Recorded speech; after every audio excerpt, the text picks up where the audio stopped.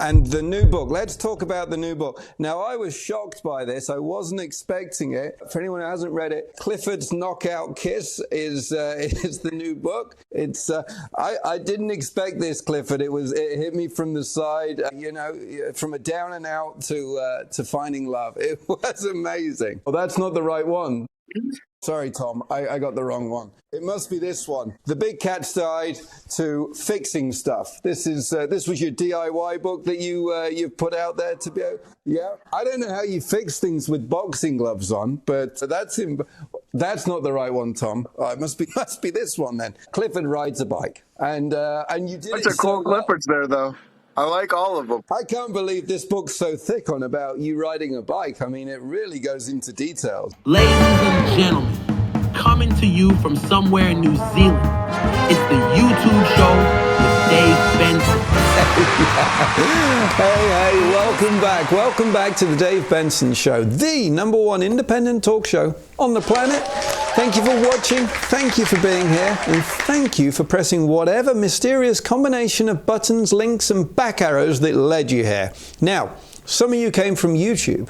Some of you got here by accident while looking for a slow cooker recipe. Either way, welcome, and don't touch anything. If you're new, it's okay. You're in good hands. And if you're returning, you already know what to do. Smash subscribe on YouTube like your cat just walked across the keyboard. Follow us on Instagram for the nonsense. LinkedIn if you want to pretend this is a corporate operation. And TikTok if you want to see how many angles I can film my face from before I get dizzy. Before we kick into the usual YouTube news, I just wanted to say, and I'm going off script, Tom, sorry.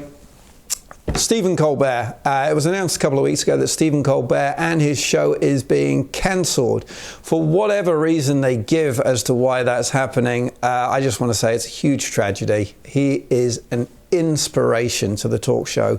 He's a legend in what he does, so we're all gutted about that. However, I have no doubt in how he's going to take his future roles.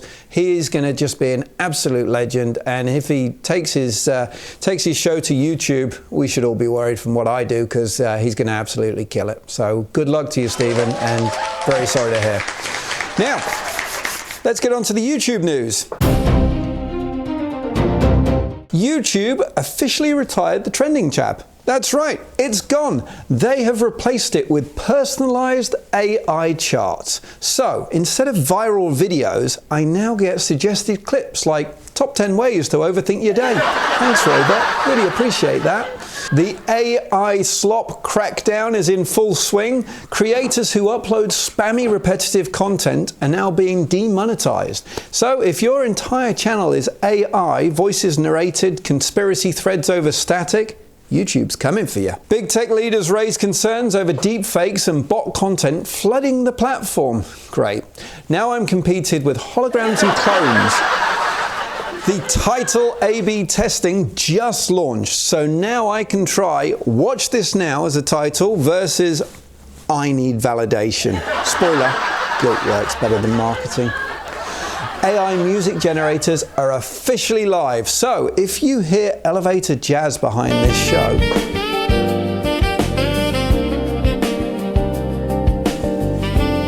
just know I made it in 8 seconds using a tool called Sad Dad Funk Volume 2.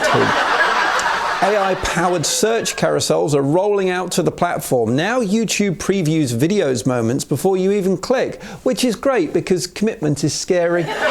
Let's go on to the podcast news.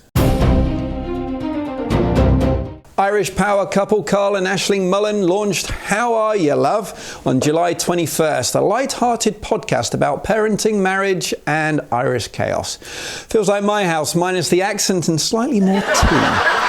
Azzy Fudd's new podcast, Fudd Around and Find Out, is already turning heads, and Steph Curry says she's listening. Meanwhile, I'm just hoping my cat watches my shorts. BBC's Global News podcast on July 19th covered everything from Syria to D-Day veterans. That's proof that real journalism is alive and whispering in your ears twice a day.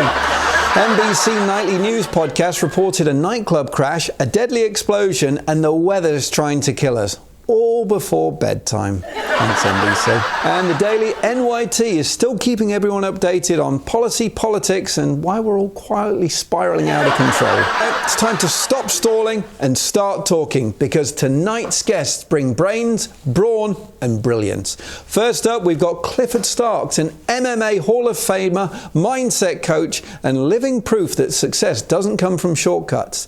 It comes from showing up with purpose, and he'll tell you all about it. Let's roll the titles. I said I wanna see the Dave Benson Show, and I can't stop and never gonna let it go. I said I wanna see the Dave Benson Show, and I can't stop and never gonna let it go. Welcome back, everyone. He knows what it means to fight, not just in a cage, but in life, through setbacks, doubt, and the kind of pressure most people run from. But what sets him apart isn't his battles he's won. It's how he's turned those lessons learned into a method for leading with clarity, confidence, and purpose. Today, he's a mentor to CEOs and a coach to high performers, and an author of a powerful new book on leadership that's redefining what it means to truly win. He doesn't just talk about growth, he lives it, breathes it, teaches it with a fire you can feel. And if you've ever wondered what happens when discipline, mindset, and mission all align, this is the guy who's going to show you. Please welcome back to the show, Clifford Starks. Introducing Clifford Big Cat Starks.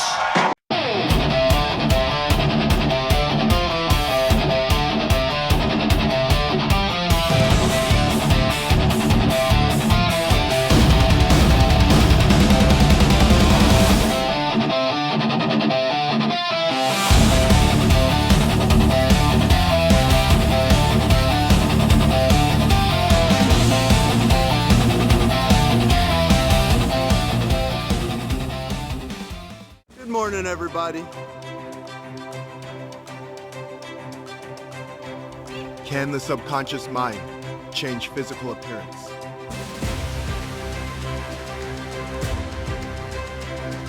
When a person feels loved, when a person feels supported, they'll do amazing things. That's what I know for sure. Hey, Clifford, welcome back. I got to fulfill on that. That was a great intro. What you can do is you can record that on your phone, and then when you enter a room, you can just have that playing. You'll I be like it. Oh, is that me? Absolutely. How have you been? I've been enjoying the journey, enjoying the ride of life. My kids are 4 and 8 now, and they really show you how quickly time does fly. So to take just advantage of every moment that's given to you. When we spoke last time, so you're the first returning guest, so huge applause there. Yeah. But you were on episode 2. When we spoke last time, we spoke more about your journey from the cage, so to speak, to moving on, to having a family, and to developing at that time what you were going to strive to do in a leadership kind of way. And since then, you've written a book as well. So kudos to you. How's it been going? How's that journey? I have been having so much fun, and I think I might have mentioned this on our first episode. I'm looking to influence 1 billion people. I just did not realize. Yeah, I didn't realize how much they were going to influence me as well as I was going through the journey. Interesting. What's your number so far? And how do you class influencing 1 billion people? Yeah, so I figured out that I could not do it by myself. That was impossible. I was going to attempt to. But as I've gone further and further in this journey, I realized life's a game about a ripple effect, really, really having a ripple effect. So when I influence someone at a deep level, I don't only influence them, I influence everyone in their life as well. And so how do I keep track of the number? I was keeping track with a little question art, like a checkbox that they could use, and it was not as effective as I would have liked. So now I'm keeping track by just what people say about me, how people comment, how people respond to me, and how they remember my name. When you say influence, I'm assuming this is a positive influence that you're looking so to impart. I've actually gone into specifically being loving, kind, and abundant. Because your work centers on the 4-area framework, which is mind, heart, skills, and wealth, right? Yep. Mm-hmm. So do you embed that with your influence at the same time? I do, because I feel like they all go hand in hand. Like, I know the more I play this game, the more I realize it's 100% internal. It's 100% internal game. And when you play the game inside right, the game outside shows up in the way that you want it to show up. How's it been influencing leaders? Because since we last spoke, you must have spoken to a hell of a lot of leaders and heard their journeys, their stories, their woes. Is there a key synergy between them all that you look at and you say, wow, you're all the same in this way, but you've got nuances here, here, and here?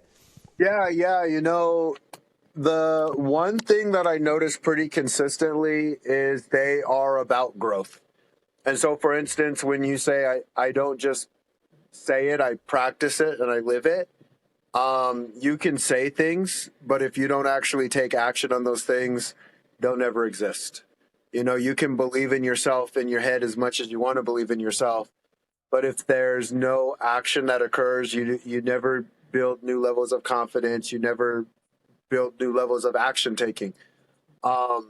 In life, the more life I live, the humbler I get, because I realize how much I don't know and how bad I am at everything that I ever start when I first started. But that's everyone. Everyone's bad at things when they start. No one can be bad. 100. And if you expect that you're going to be good, then you're going to fail and get upset. Oh, yeah. Like, it's my number one lesson that I could give to anybody is don't take yourself too seriously. Go in, go have fun, and give 100%. Awesome. And the new book. Let's talk about the new book. Now, I was shocked by this. I wasn't expecting it. For anyone who hasn't read it, Clifford's Knockout Kiss is the new book. It's I didn't expect this, Clifford. It hit me from the side, from a down and out to finding love. It was amazing. Oh, that's not the right one. Oh, sorry, Tom. I got the wrong one. It must be this one. The Big Cat's Guide to Fixing Stuff. This was your DIY book that you put like out that. there today. Yeah. I don't know how you fix things with boxing gloves on, but that's not the right one, Tom. It must be this one then. Clifford rides a bike. And, there's a bunch of cool Cliffords there, though. I like all of them. I can't believe this book's so thick on about you riding a bike. I mean, it really goes into details. I joke. The Fighter's Formula. Why don't you tell us about your real book, which I don't have a copy of because I can't find it in New Zealand. Yeah. So it is called The Fighter's Formula, Winning the Game of Life.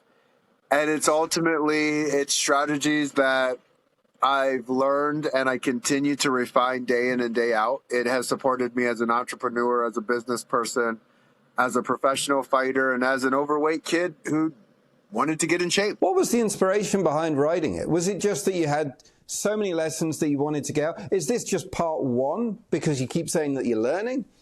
Yeah. I'm going to, I want to go all out on the Fighter's Formula. And as I've gone through this journey, I get better and better at playing the game. I get better and better at communicating the game. And I say there's 3 stages that every leader has the opportunity to go through. It's learn to lead yourself, learn to lead others, and then learn how to train those leaders to be leaders. And how should someone activate the formula? What's the first step they should be taking? Yeah, so I actually do it in sequence. And the beginning is clarity, confidence, commitment. And so clarity just starts with getting clear with what you want. You know, when I said I want to influence 1 billion people, it started off with just influencing 1 billion people. I knew it was towards something positive, but I didn't know what exactly. And so as I take steps, I get clearer and clearer. Just like a car driving in the dark, if there's lights, it has to drive towards something to get clarity around that thing. So clarity is just being able to speak it out, whether you know exactly what you're speaking or you don't exactly have a clue. Just speak it out, say what you want. And then from there, you get to build confidence, because if you're clear on it, now you got to act on it, because action is what makes it a reality.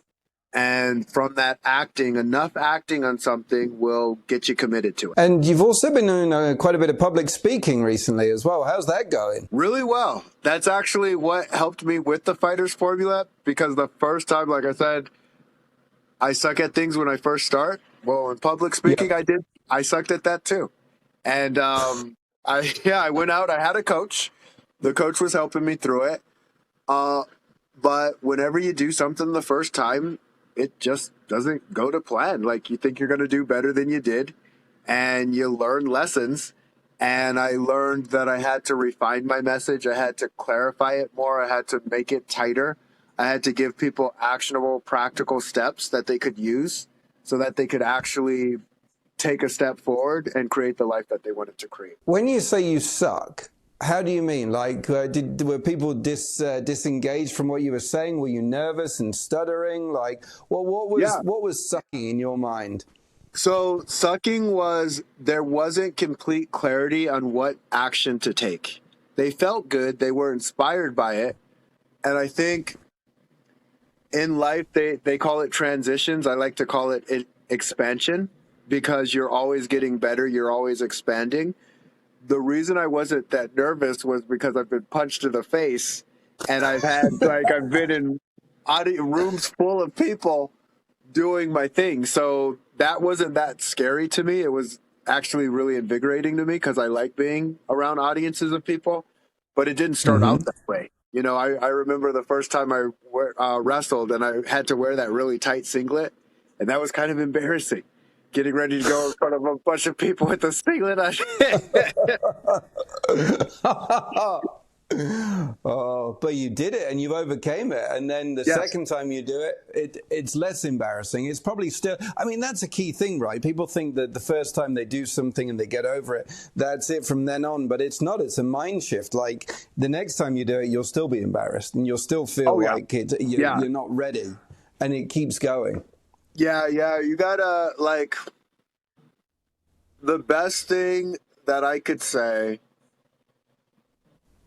leaders make situations better for everybody, including themselves. And when I was a fighter, there was always a level of nervousness. And I changed that nervousness to excitement, because the brain doesn't know the difference between nervous and excited. It just knows that it's feeling something and that it feels different. So I used okay, I'm ready. I'm excited. I'm doing my thing. I prepared. I did all the things that I needed to do. And it would prepare me to go out and perform. I mean, I said this last time we spoke. Going out into the adrenaline of what you feel when you go into a fight. I mean, it sucks half your energy or something like that, I've heard. So being able to do public speaking, I'm different. I don't rehearse my public speaking ever whenever I go out and do it. Everyone's got their own thing. And I find that if I do too much, I get in my own head. I make sure I know the source material of whatever I'm going to be talking about. But generalistically, after that, I kind of, I don't want to say wing it, but I just enjoy going off the cuff. That's my style, and it usually works for me. But yeah, I mean, I'm guessing it's different for you, especially with your courses. No, really the same. Even my framework, like the framework has a sequence, it has checkpoints, right? So I look at, I know where I'm going. I know the checkpoints that I'm looking for. And like even my second piece of my framework is measure what matters. Now, what's cool about measure what matters is a person has to decide what matters to them. What are the measurements that are important to them? Some people, impacting people is important. Some people making a lot of money is important. You got to figure out what your measurement is and why you're measuring what you're measuring, and if it really matters to you. And I actually learned this. I am 44 now, and what matters to me still matters to me. Now, I have different things that matter to me. I have different priorities now. But what matters to me matters to me. And what matters to my parents matters to my parents. And what was interesting is people tend to try and make things matter that don't matter to them. And I ultimately want your things to matter to you, because that's the way it's going to be. Like I could attempt to make you make the things that matter to me matter to you, but it doesn't really serve as a leader. I mean, with this show, I've got a team now, and we created, or I developed a mission for us, our purpose, what we stand for, and what we do. And every time we speak, I revert everyone back to the mission. Does it meet the mission? I don't care if it's financially enhancing. Does it say what we want to say? Does it represent the brand? Does it push us in the right direction? Is that what we want to do for who we are? Finances, whatever. If that comes, that comes. If not, it's a hell of a ride. So, yeah, it's just interesting to me for others that I've seen. And I've been around a lot of C-suites, and I've seen a lot of behaviors where I can see it is moving purely towards financials. But for me, I always find the most inspirational leaders are the ones who not just only buy into what they're selling or what they're delivering, it's the ones who develop and bring everyone on the journey as well. 100%. And with what you're saying, I think a lot of people actually forget what their mission is until they are reminded what their mission is. We're heart-centered people, like human beings in nature. We're naturally that way. We're naturally heart-centered. And my mom was an RN nurse, and she worked in hospice. So I got to see a lot of people and hear a lot of stories of people passing and not living the life that they wanted to live. And ultimately, as a leader, I talk about taking ownership. Take ownership in what you're doing. Take ownership in the actions that you're taking. This might sound a little strange for some, but bear with me on this. We're not our minds. We hear our minds. And our minds are scared, terrified. And all of that fear and all of that clutter, we just live our lives in protection and safety and not with our hearts. And this is from the C-suite all the way down to the janitor. Have you found a lot of people are going on your journey now? I know you're touching a lot of people. You've got your billion goal, but have you found people are turning on the journey and finding success in themselves and happiness? I am. So we got 2 ears and 1 mouth. And I say I do my best to listen 4 times more, because there's a saying, the world doesn't revolve around you, but the truth is it does. We see the world through the lens that we're in. So it does revolve around us. It revolves around everybody. And in order to support someone, I have to understand them. And I have to understand their wants, their needs, their desires, where they want to go, and why they have the stuck points they have in the first place. So I daily become a better listener as I go through my journey, because I've noticed the better I listen, the better I can provide ways they can execute and create the reality they want to create. And how's the training going, Clifford? You've finished fighting now, but are you still training like a fighter? Absolutely. Yeah. You know, the one thing, so, because I say I actually do cold calling, and I've gotten okay at it. Pretty impressed. Yeah, you practice something long enough, you can get good at it. And what I tell people is, first, I ask permission. So I say, hey, I know this is out of the blue. Can I get 15 seconds of your time? And then I let them know I have been punched in the face, and now I support business owners who have been punched in the face. And then I will give them my offer, which is 15 minutes of their time to see if I can even support them with their business growth.